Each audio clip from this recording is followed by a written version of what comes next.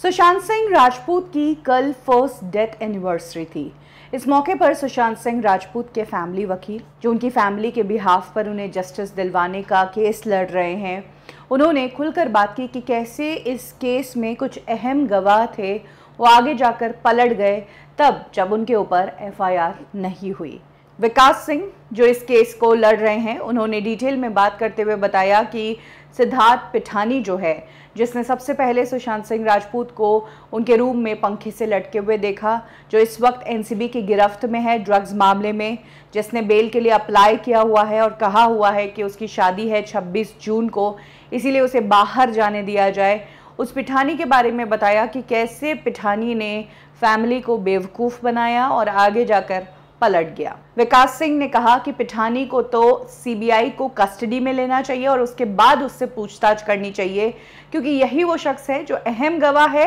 और शुरू से बदलता आया है। इसने बहुत स्मार्टनेस से खेला और पलटी भी मारी। विकास सिंह ने बताया कि इनिशियल तौर पर जब मुंबई पुलिस इन्वेस्टिगेट कर रही थी और सुशांत सिंह राजपूत की डेथ हुई ही थी, तब 2-3 दिन तक पिठानी जो है फैमिली को सपोर्ट करता रहा, और जिस वक्त फैमिली रिया चक्रवर्ती और उसकी फैमिली और सुशांत के साथ जो लोग भी रहते थे उनके खिलाफ एफआईआर दर्ज करने की तैयारी कर रही थी, एक मजबूत केस बना रही थी, तब पिठानी पूरी तरीके से फैमिली को सपोर्ट कर रहा था, इसलिए कि उसका नाम एफआईआर में नहीं आए।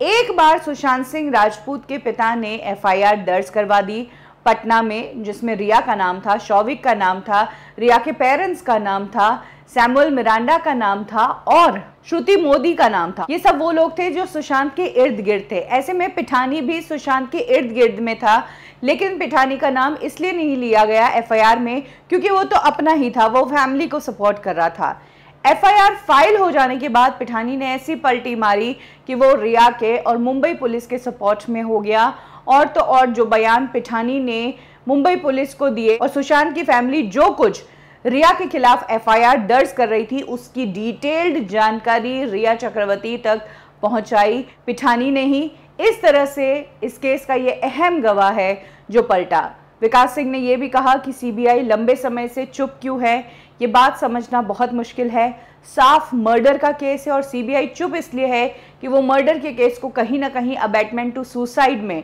बदलने के लिए तैयार है। साथ ही विकास सिंह ने यह भी कहा कि एम्स के जो डॉक्टर हैं सुधीर गुप्ता, जिन्होंने इस केस की जांच की है, उन्होंने ऑफ रिकॉर्ड जब पहली बार सुशांत सिंह राजपूत के डेथ के बाद के पिक्चर्स उन्हें भेजे थे तो उन्होंने कहा था कि ये 100 नहीं 200% जो है गला घोटा गया है और आत्महत्या नहीं मर्डर है। फिर उसके बाद क्या हुआ कि अचानक से सुधीर गुप्ता ने इस पूरे मामले को सुसाइड का एंगल दे दिया, ये भी एक बहुत बड़ा सवाल है। सुशांत की डेथ एनिवर्सरी पर विकास सिंह ने सीबीआई से रिक्वेस्ट किया है कि आशा कर सकते हैं कि सीबीआई अब इस केस को प्रायोरिटी पे रखेगी और सुशांत की फैमिली को अपने उस यंग सुपरस्टार बेटे के लिए जस्टिस दिलवाएगी।